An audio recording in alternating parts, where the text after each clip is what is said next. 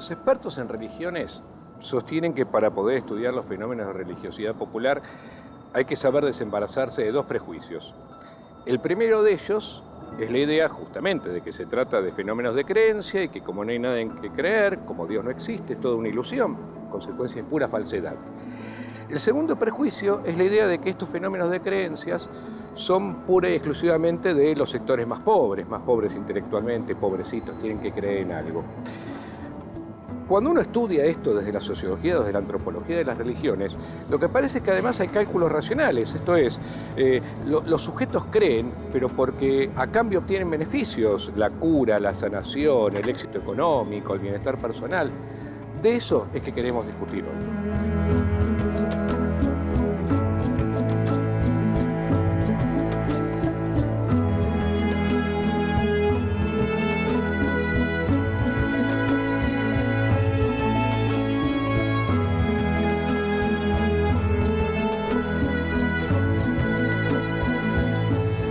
Para comenzar sobre estas cosas, viendo algunas imágenes, estamos con Alejandro Frigerio, doctor en antropología, investigador del CONICET, un experto muy reconocido en religiosidad popular en América Latina. Ale, ¿qué es lo que buscan los públicos con los santos populares? ¿Qué es lo que intentan obtener en el culto a los santos populares? Mira, yo creo que primero la gente quiere una relación cercana y íntima con el mundo sobrenatural, digamos. Y después quiere ayuda en todas las áreas de su vida.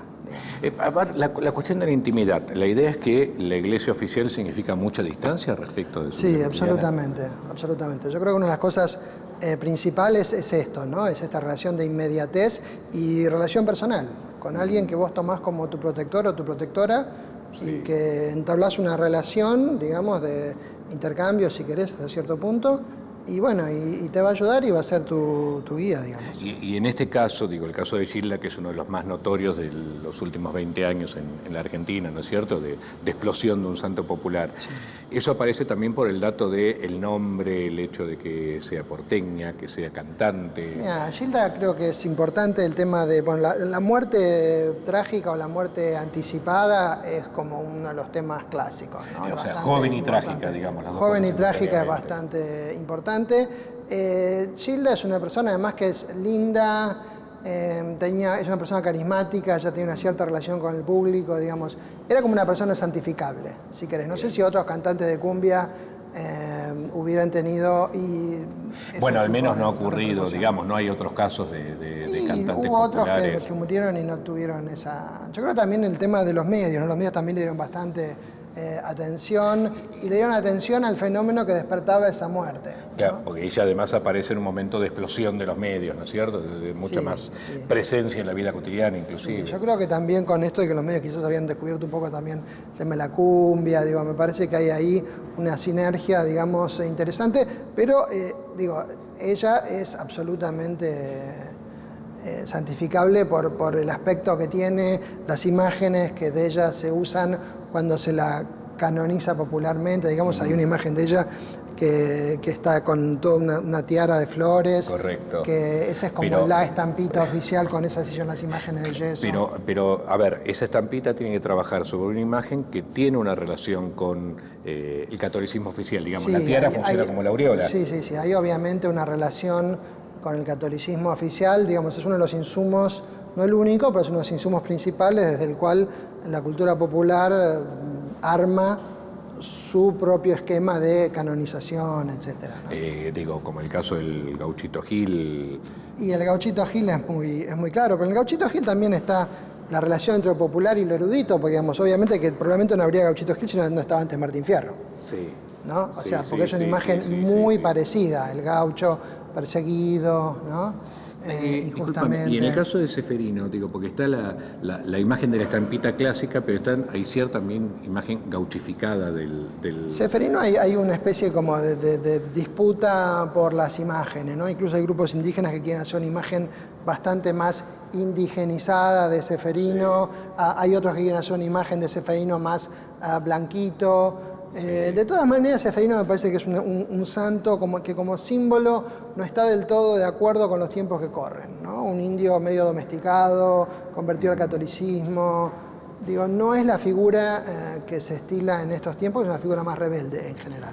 Sí, y el caso de Rodrigo, digo, porque eso creo que funciona en eco con el caso de Gilda, ¿no? Sí, yo creo que lo de Gilda prefigura lo de Rodrigo, digamos. O sea, ahí yo creo que hay, por eso todavía tiene un poquito más de permanencia la figura de Gilda como santo popular, si querés, y la de Rodrigo la ha perdido. Yo creo que lo de Rodrigo intervinieron bastante los medios, es uno de los casos en los cuales los medios llegaron antes, digamos, y ayudaron un poco a crear esta devoción, un poco calcado sobre lo que había sucedido. Claro, pero con también, Gilda. pero también es un, digo, creo que el ejemplo que marcás es buenísimo, porque los medios trabajan sobre esa figura, pero no necesariamente garantizan el éxito de la transformación en santo, Sobre todo no por, digamos, no el éxito prolongado, ¿no? O sea, Sí. lo lográs por un tiempito, Sí. pero no se mantiene en el tiempo, que es lo que está pasando con el culto, Ahora, digamos, a Rodrigo. la idea que me da esto, vos hablabas antes de lo que los públicos necesitaban, ¿no? La gente necesita estos santos populares. ¿Los medios necesitan también santos populares? No, los medios se dieron cuenta, empezaron a aceptar los santos populares hace 10, 15 años, quizás. Sí. Con una... Quizás, en general, empezaron a aceptar más la cultura popular en general, Bien, ¿no? sí. Porque en la década del 80 y eso los medios eran bastante críticos de los santos populares, de los altares populares, etc. O sea, cierta cosa de distancia condescendiente, digamos, ¿no? Sí, o extrañeza. Extrañeza era una palabra, creo que es una palabra que define bastante. ¿Qué es esto? ¿Qué es esto? ¿Qué hace esto acá en Argentina? ¿Por qué hay se le rinde culto a estos santos que no son los santos de la iglesia? Bien. Y el caso de San La Muerte, ¿cómo funciona eso? También es un crecimiento grande, ¿no? Sí, San La Muerte es muy fuerte el crecimiento que tiene. Lo que pasa es que, digamos, no tiene la buena prensa que tiene el Gauchito Gil. De hecho, digamos, las dos devociones vienen juntas, las dos nacen en Corrientes o en el noroeste argentino. Eso es una pregunta. En principio, digo, eran regionales, entre comillas. regionales. Después se nacionalizan. Después se nacionalizan.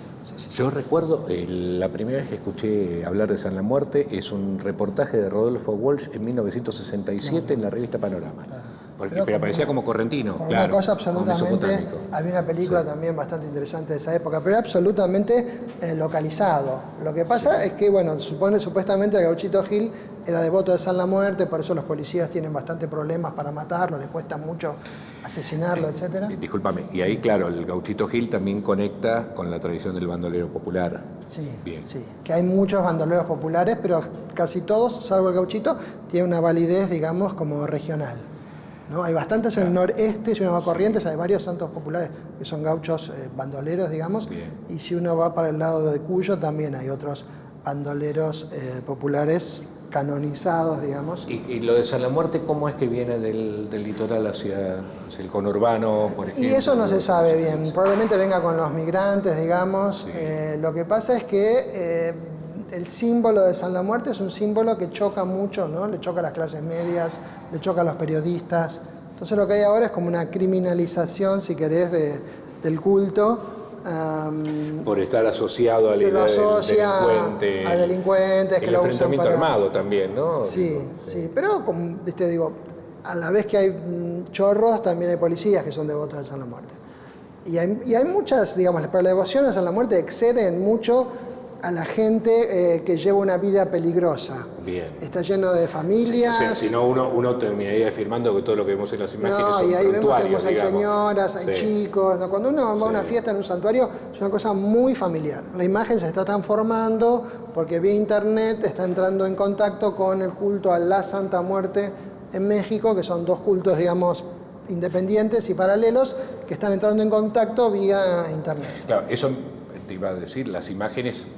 Esto es, me lo recuerdan y al mismo tiempo me sacan el recuerdo. Digo, me mandan a las imágenes mexicanas, pero al mismo tiempo siento que las imágenes mexicanas son menos fúnebres, ¿no? No, a veces son peores. A veces son peores. Sí, sí, sí, porque digamos, algunas en México es muy común que vos encuentres una imagen de la Santa Muerte de tamaño natural.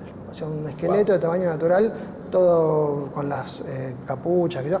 Es fuerte. Sí. Uno está más acostumbrado a ver las calaveras de Día de Muertos, la versión etcétera, turística, que son digamos, más, claro. No, que son más simpáticas porque son los de Día de Muertos, que es diferente. La Santa o sea, Muerte es distinto. O sea, el Día de Muertos sí hay más una cuestión más festiva. entre es comillas. bien festivo, sí, sí, es bien festivo. Pero el la culto Santa del Muerte resto del año, no. es un poquito más fuerte para nuestros ojos. Más cercano a este tipo de imágenes. Más cercano a esa imagen imagen. y más grande todavía.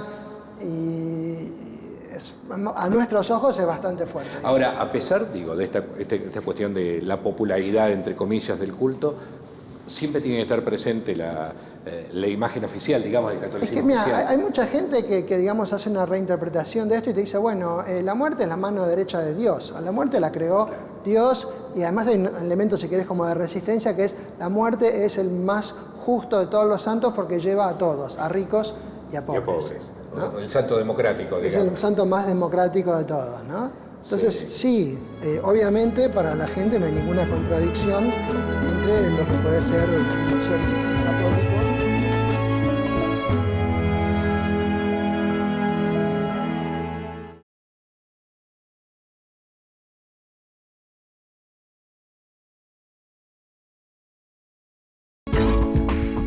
Una palabra que aparece mucho, una categoría que suele aparecer mucho hablando de estos fenómenos de religiosidad popular, es la de sincretismo. ¿Qué quiere decir sincretismo? Sincretismo es una palabra complicada de definir y que últimamente hay bastante discusión sobre la validez o no del concepto, pero básicamente en general se usa para casos en los cuales hay fusión, mezcla, diálogo entre tradiciones religiosas diferentes, digamos. Sí.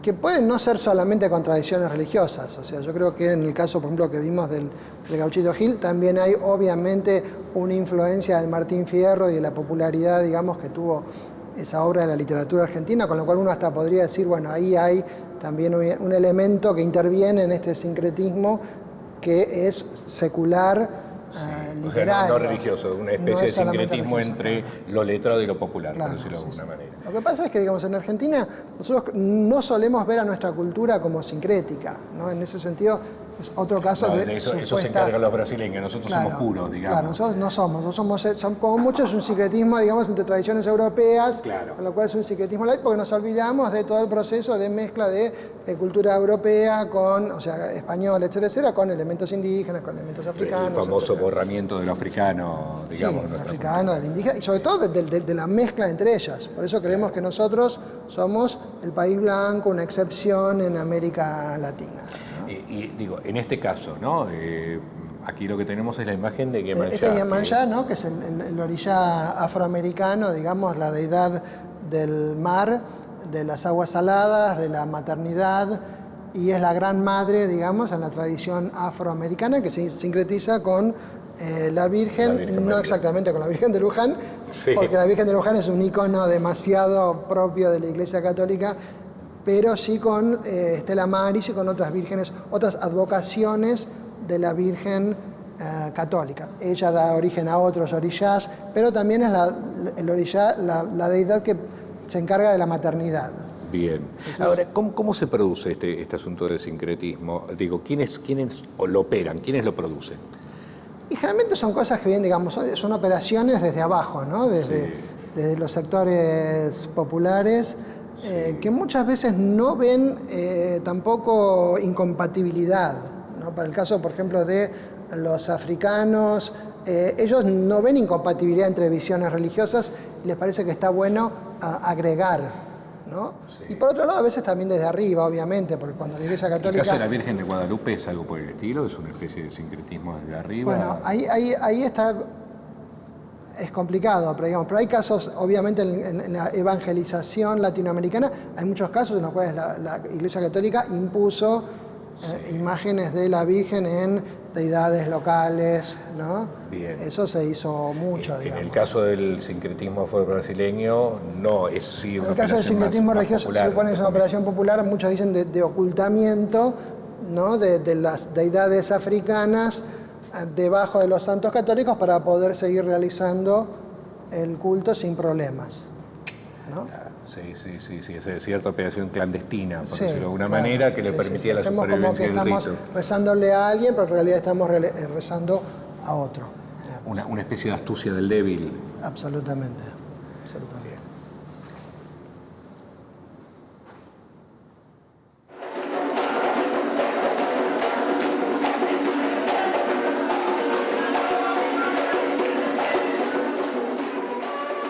Hablábamos del sincretismo y hablamos el caso de la Umbanda. ¿Cómo llega la Umbanda acá a la Argentina?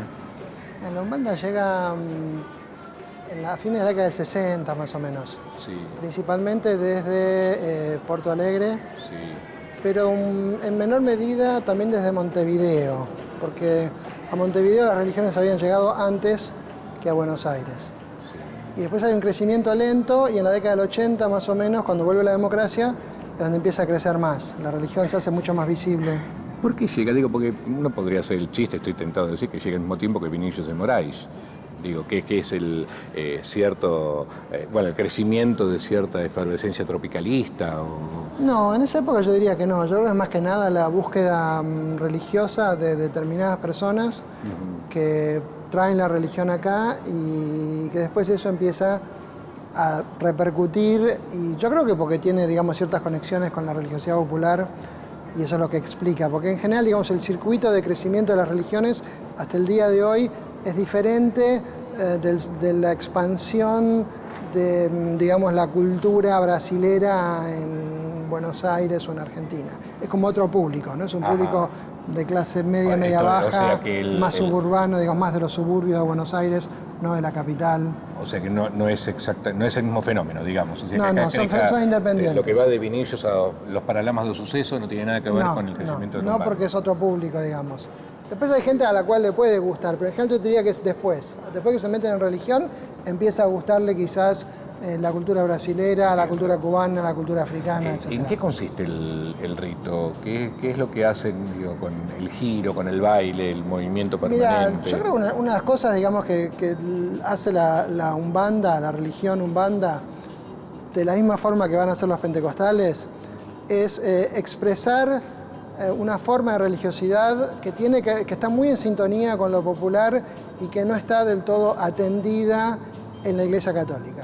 O sea, el catolicismo popular o la religiosidad popular es como el terreno a partir del cual los pais de santo umbandistas y los pastores pentecostales van a aprovecharse un poco, digamos, de eso, porque ellos institucionalizan, le dan una cabida institucional a formas de devoción que están presentes en los sectores populares, pero que no tienen cabida en la iglesia. Principalmente esta forma de relacionarse con lo sobrenatural, de relación directa, de pedir cosas, ¿no? Claro. Que acá esto es muy evidente. Si vos tenés problemas de amor, ellos te dan una cantidad de rituales posibles y les parece perfecto que uno le pida al mundo sobrenatural por trabajo, amor, sí. Lo que fuera. Ahora, pero estas imágenes de un ritual, los que participan son todos los feligreses, los que participan, así la gente que tiene ropa blanca, digamos, sí. O en este caso de color también, son la gente que está iniciada y que ya pertenece a la religión. Bien. Hay una cantidad de gente afuera que está mirando el ritual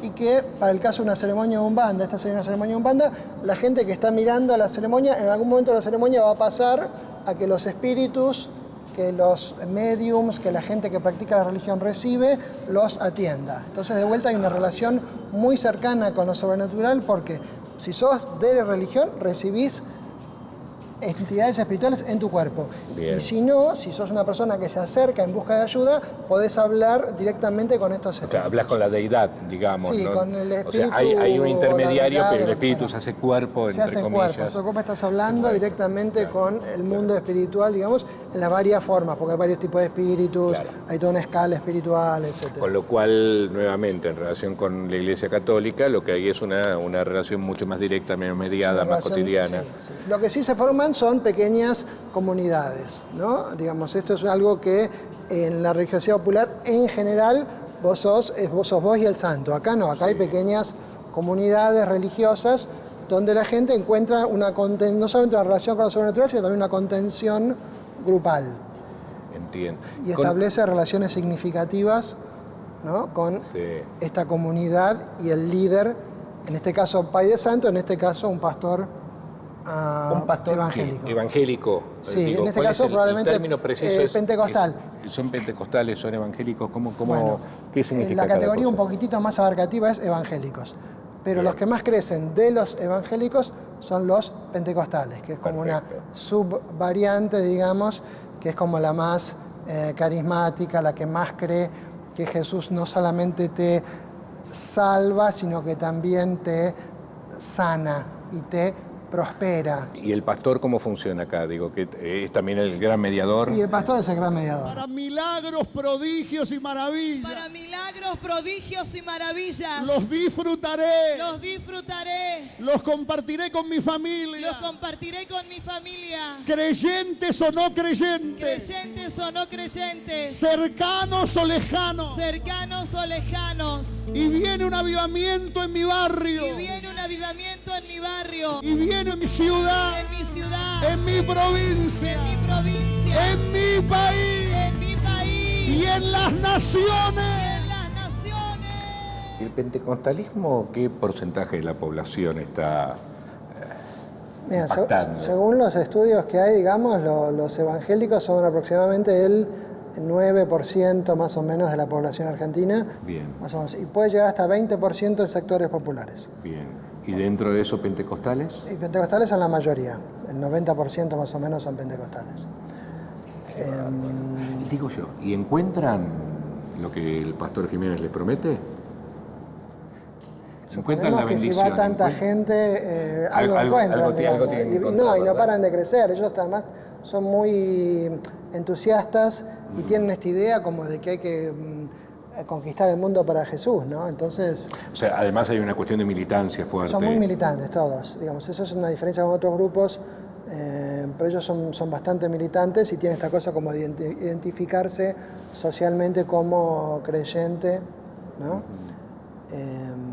Ahora, ¿cómo funciona esta cuestión de, digo, no es que la creencia opera el milagro, si uno lo piensa desde el punto de vista muy cerradamente racional, el milagro no se produce, o se produce a partir de la creencia. Los milagros se pueden producir de forma más fácil de la que pensamos. O sea, si vos estás dentro de una comunidad que ayuda a que tu interpretación de que todo lo bueno que te pasa es porque perteneces a esa comunidad, eso. entonces Claro. el milagro se hace más fácil.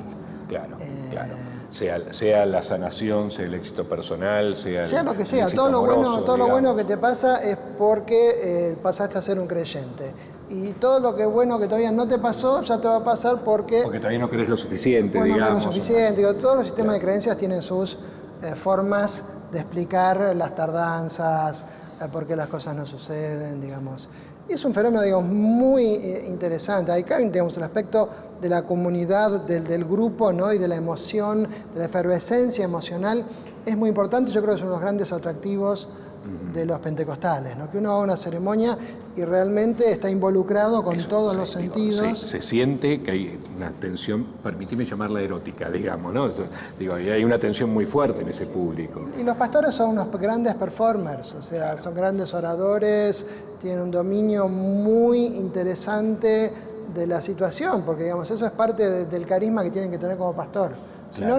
no funcionás como pastor. Y la idea es que la mezcla de esa eficacia del pastor como performer, como vos decías, más la concentración y la creencia, esto genera un clima de mucha potencia. Sí, y esto es lo que los hace atractivos, digamos, por eso hay tanta gente que va y crecen mucho. Además, de vuelta, están expresando cosas que están presentes en la religiosidad popular, que no tienen cabida en la Iglesia Católica, y acá ellos sí. Los transforman, los canalizan, ¿no? En general, yo me imagino que esta multitud tiene formación católica, etcétera, etcétera, y en un momento se despega del rito oficial. ¿Y cómo ve a la otra iglesia, digamos, aquella de la que viene? Lo que pasa es que, y bueno, obviamente, digamos, los evangélicos en general tienen una idea de como que ellos son los que tienen la verdad, como cualquier grupo religioso, Sí. ellos son los que tienen la verdadera versión, Sí. ¿no? Algún tipo de verdad que le ha sido revelada y Sí, que están obligados a transmitir. sí. Entonces, digamos, obviamente, el resto están equivocados, ellos no les gusta el tema del culto a los santos, no creen en la Virgen María, entonces todo lo que sea culto a los santos lo condenan porque les parece idolatría, digamos. Entonces, por eso no hay ese es el imágenes, tema. digamos, tampoco. Por eso ¿no es no hay cierto? imágenes, no. Bien. Lo interesante de ellos es que ellos, digamos, los espacios los sacralizan con el culto. Entonces, por eso no necesitan necesariamente una iglesia, sino que pueden ocupar cines, pueden ocupar Cualquier plazas. espacio puede ser transformado en templo, digamos. Todo el espacio se vuelve sagrado en ese momento debido al culto que se está Nuevamente haciendo. tiene